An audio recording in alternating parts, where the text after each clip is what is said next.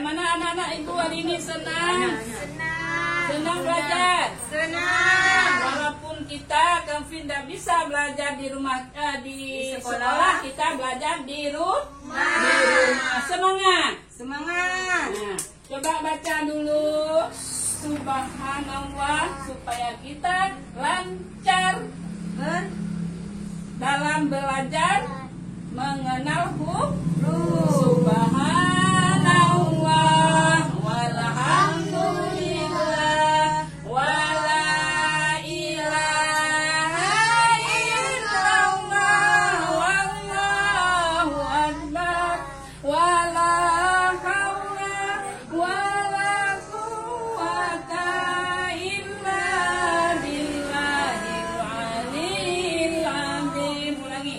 Subhanallah walhamdulillah wala ilaha illallah wallahu akbar wala haula wala quwwata illa billahil aliyil azim.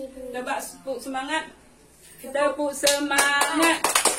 Subhanallah, alhamdulillah, Allahu akbar. Yes. Nah, udah. Kemudian kita mengenal huruf dari anggota tubuh. Kepala, bangun. Kepala, pundak, lutut, kaki. Kepala, pundak, lutut, kaki.